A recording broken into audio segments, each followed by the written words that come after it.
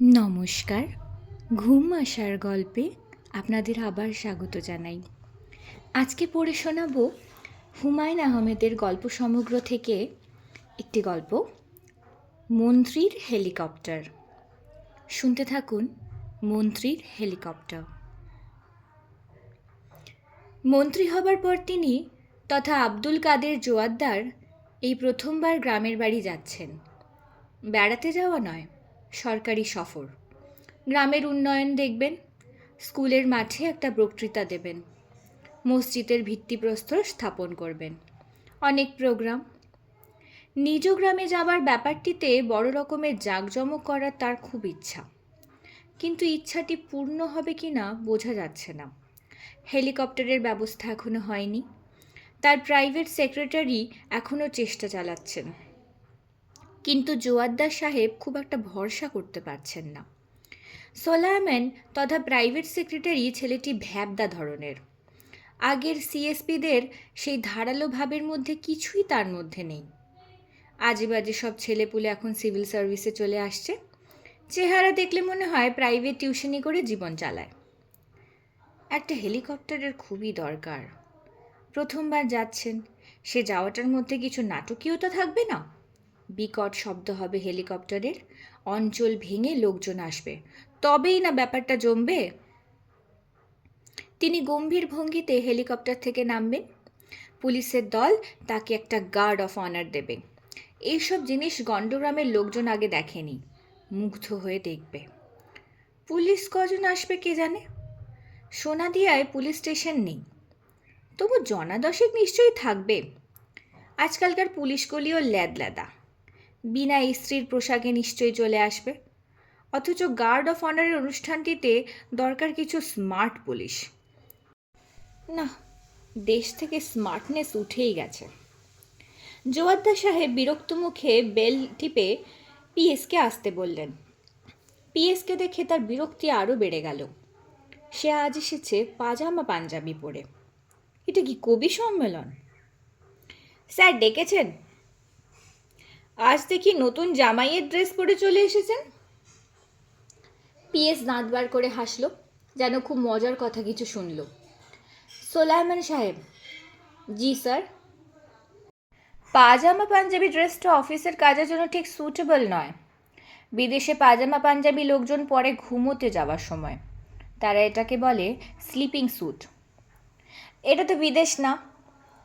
জোয়ারদার সাহেব বহু কষ্টে নিজেকে সামলালেন। এই ছোকরার মুখে মুখে কথা বলার একটা বদভ্যাস আছে, আগেও লক্ষ্য করেছেন। ম্যানার্স এক বস্তু এ সেটা জানেই না, যেন মন্ত্রীর সঙ্গে কথা বলছে না, কথা বলছে ইয়ার বন্ধুর সঙ্গে। What is this? সোলায়মান সাহেব। জি স্যার। যাবার ব্যবস্থা কি করেছেন? সব ফাইনাল করা হয়েছে স্যার। কি ফাইনাল করলেন দয়া করে বলুন, আমি শুনি। অবশ্যই আপনার যদি তকলিফ না হয়। কথাগুলি আঘাত করার জন্যেই বলা, কিন্তু পিএস সেটা ধরতে পারল না। হাসি মুখে বলতে লাগলো, এখান থেকে ময়মনসিংহ যাব ট্রেনে করে। সেলুনের ব্যবস্থা রয়েছে। ময়মনসিংহ থেকে যাব গাড়িতে করে। গাড়ির ব্যবস্থা ময়মনসিংহের ডিসি করবেন। তার সঙ্গে কিছুক্ষণ আগেই কথা হয়েছে। হেলিকপ্টারের কি হলো? ব্যবস্থা করা যায়নি। আর্মি হেলিকপ্টার সবই এনগেজড। এনগেজড মানে? দেশে কি এখন যুদ্ধ চলছে নাকি? পিএস চুপ করে রইল। জোয়ারদার সাহেব থমথমে গলায় বললেন, আপনি একজন ইনএফিশিয়েন্ট অফিসার, এটা বোধ হয় আপনি নিজেও জানেন না। গাড়িতে যেতে খুব কষ্ট হবে না স্যার, রাস্তা ভালো। রাস্তা ভালো হলে গরুর গাড়ির ব্যবস্থা করে ফেলুন, পুরোপুরি দেশীয় একটা ব্যাপার হবে। মন্ত্রী গরুর গাড়িতে করে এসেছেন, নিউজ হবে। পিএস চুপ করে রইল। তাকে দেখে মনে হলো না যে সে খুব চিন্তিত। সামান্য একটা কাজ করতে পারেনি, অথচ তার জন্য কোনো অনুশোচনা পর্যন্ত নেই। আপনি প্রোগ্রাম ক্যান্সেল করে দিন। হেলিকপ্টার পাওয়া গেলে যাব, নয়তো যাব না। ট্রেনে মোটরে গেলে সমস্তটা দিন নষ্ট হবে। নষ্ট করার মতন সময় আমার হাতে নেই, বুঝতে পারছেন? জি স্যার। দাঁড়িয়ে আছেন কেন? চলে যান। জোয়ারদার সাহেব বিমর্ষ মুখে সিগারেট ধরিয়ে খানিকক্ষণ টানলেন। একটা ফাইলে চোখ বুলাতে চেষ্টা করলেন, কিছুতেই মন বসল না। দুপুরের লাঞ্চ খেতে গিয়ে লক্ষ্য করলেন খিদে হয়নি। মন্ত্রী হবার পর তার এই রোগ হয়েছে, খিদে হয় না, যা খান তাই বদহজম হয়ে যায়। দুদিন আগে একটা চপ খেয়েছিলেন, এখনও ঢেকুরের সঙ্গে সেই চপের গন্ধ আসছে। কুৎসিত ব্যাপার। অথচ তিনি যে পরিশ্রম করেন না তাও নয়, সারাদিন বলতে গেলে ছোটাছুটির মধ্যেই কাটে। স্যার আসবো? জোয়ারদার সাহেব চোখ ছোট করে তাকালেন। পিএস ব্যাটা উঁকি দিচ্ছে। একে দেখলেই কেন যে এরকম গা জ্বালা করে, কথা বলতে ইচ্ছা করছে না। কিন্তু তবু তিনি সহজভাবেই বললেন, কি ব্যাপার? হেলিকপ্টার জোগাড় হয়েছে স্যার, সিভিল এভিয়েশনের। Very good. প্রোগ্রাম তাহলে স্যার ঠিক রইল। বিকাল 4টায় রওনা হব, ফিরব 6টায়, ঠিক আছে? হ্যাঁ। আর কোনো মেসেজ কি স্যার দিতে চান? দাঁড়ান, চিন্তা করে দেখি। আপনার খাবার খাওয়া হয়েছে? জি না, এখন গিয়ে খাবো। আমার সঙ্গে বসে পড়ুন, খাবার যথেষ্টই আছে, খেতে খেতে ডিসকাস করা যাবে। নাকি কোনো অসুবিধা আছে? জি না স্যার, অসুবিধা থাকবো কেন? পিএস ছেলেটিকে এখন আর সেরকম খারাপ লাগছে না। লম্বা এবং ফর্সা চেহারার কারণেই হয়তো পাজামা পাঞ্জাবিতে সুন্দর মানিয়েছে। তার মেয়েগুলির জন্য এরকম একটা ছেলে পাওয়া গেলে ভালো হতো। কিন্তু মন্ত্রী হওয়ার আগে সব কটা মেয়েরই বিয়ে হয়ে গেছে। এলেবেলে ধরনের বিয়ে, কাউকে বলার মতো কিছু না। ইস, আর যদি কটা দিন অপেক্ষা করা যেত। সোলাইমান সাহেব। জি স্যার। আপনি হয়তো ভাবছেন আমি হেলিকপ্টার দিয়ে গ্রামের লোকদের ভড়কে দিতে চাই, একটা কায়দা করতে চাই। না স্যার, আমি এরকম কিছুই ভাবছি না। ভাবলেও কোনো ক্ষতি নেই, কারণ আসলেই আমি একটু কায়দা করতে যাচ্ছি। গ্রামের লোকজন এসব জিনিস খুব পছন্দ করে। সেই হেলিকপ্টারের গল্পই তারা 1 মাস ধরে করবে, করবে না? অবশ্যই করবে স্যার। ভড়ংয়ের দরকার আছে। স্বয়ং রবীন্দ্রনাথ ঠাকুর ভড়ং করেছেন, তো আমরা তার কি? রবীন্দ্রনাথ ঠাকুর ভড়ং করেছেন নাকি? নিশ্চয়ই করেছেন। আলখাল্লা গায়ে দিয়ে বেড়াতেন না, আলখাল্লাটাই তার ভড়ং। বুঝতে পারছেন? পারছি স্যার। আমি আরেকটা কাজ করতে চাই। ফেরার পথে একজন রুগীকে ঢাকায় নিয়ে আসতে চাই চিকিৎসার জন্যে। কেন স্যার? এতে ডাবল পারপাস সার্ভ হবে। নাম্বার 1, গ্রামের মানুষদের প্রতি আমার মমতা প্রকাশ পাবে। নাম্বার 2, একজন দরিদ্র ব্যক্তি হেলিকপ্টারে ঘুরবে। এই গল্প সে বাকি সারা জীবন সবার সঙ্গে করবে। তাতে স্যার আপনার কি লাভ? সবসময় লাভ লোকসানটাকেই বড় করে দেখেন কেন? হৃদয়টাকে প্রসারিত করুন, তার দরকার আছে। জি স্যার, আছে।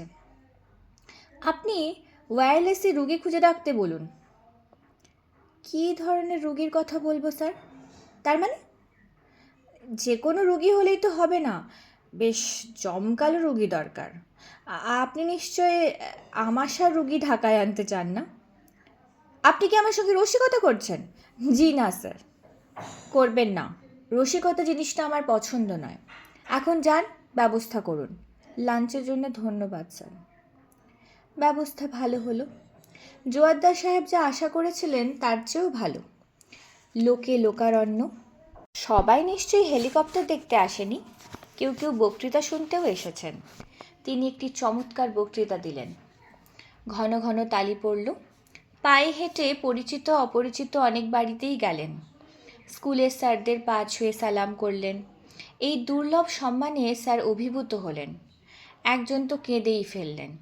গ্রামের মাতব্য শ্রেণীর কিছু লোক ব্যান্ড পার্টি নিয়ে এসেছিলেন। তারা সারাক্ষণই বাজাতে লাগলো হলুদ বাট, মেহেন্দি বাট, বাটফুলের মৌ। তারাই একটি সুরই জানে। জোয়ারদার সাহেব বড়ই খুশি হলেন। ফিরতি পথে হেলিকপ্টারে ওঠার সময় দেখলেন একজন রুগীকেও তোলা হয়েছে। রুগীর মা সঙ্গে থাকার জন্য কান্নাকাটি শুরু করেছিল, কিন্তু জায়গার টানাটানি।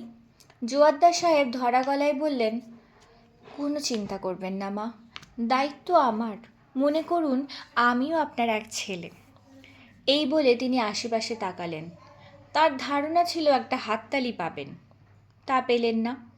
সম্ভবত হাততালি দিতে দিতে লোকজন ক্লান্ত হয়ে পড়েছিল। হেলিকপ্টার ছেড়ে দিল।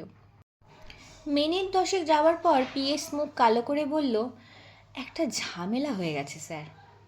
জোয়ারদার সাহেব বিরক্ত মুখে বললেন, কি ঝামেলা? রুগী তো স্যার খাবি খাচ্ছে। খাবি খাচ্ছে মানে? বড় বড় করে শ্বাস টানছে। অবস্থা দেখে মনে হচ্ছে ঢাকা পৌঁছাবার কিছু একটা হয়ে যাবে তার আগেই। ঘাটের মড়া তুলে দিয়েছে স্যার। ঘাটের মড়া তুলে দিয়েছে তো আপনারা ছিলেন কোথায়? দেখতে পেলেন না? পিএস চুপ করে গেলেন। ঢাকায় এই ডেড বডি নিয়ে আমি করবোটা কি? ঝামেলাটা বুঝতে পারছেন না পাচ্ছেন না? পারছি স্যার। বিরাট একটা কেলেঙ্কারি হয়ে যাবে। কেলেঙ্কারির কি আছে স্যার? আপনি চেষ্টা করেছিলেন, এটাই বড় কথা। আর এই ডেড বডি ঝামেলার কথা ভাবেন, এটা আবার গ্রামে ফেরত পাঠাতে হবে। রুগী ঘর ঘর শব্দ করছে। হেলিকপ্টারের পাখার আওয়াজও ঝাঁপিয়ে যাচ্ছে সে শব্দ। হঠাৎ করে সে শব্দ থেমে গেল। জোয়ারদার সাহেব তিক্ত গলায় বললেন, মরে গেল নাকি? জি না, এখনও শ্বাস টানছে, তবে প্রায় হয়ে এলো। জোয়ারদার সাহেব মুখ বিকৃত করে বললেন, হাঁ করে বেশ হয়ে বসেছেন কেন? কি করব বলুন? আমরা বরং আবার গ্রামেই ফিরে যাই স্যার, ঝামেলা নামিয়ে দিয়ে আসি। বললেই হবে অবস্থা খুব খারাপ দেখে মা বাবার কাছে ফিরিয়ে নিয়ে এলাম। মৃত্যু মায়ের কোলে হওয়াই ভালো। যা ভালো বুঝেন করেন, আপনাদের ওপর নির্ভর করাটাই বোকামি। হেলিকপ্টার আবার নামলো স্কুলের মাঠে। রুগী মারা গেল তারও কিছুক্ষণ পর। নামাজে জানাজা শেষে মন্ত্রী সাহেব অসাধারণ একটা বক্তৃতা দিলেন। অনেকেই কেঁদে ফেলল। ফেরার পথে তিনি পিএসকে বললেন, প্রোগ্রামটা শেষ পর্যন্ত ভালোই হয়েছে, কি বলেন? সব ভালো যার শেষ ভালো। নমস্কার।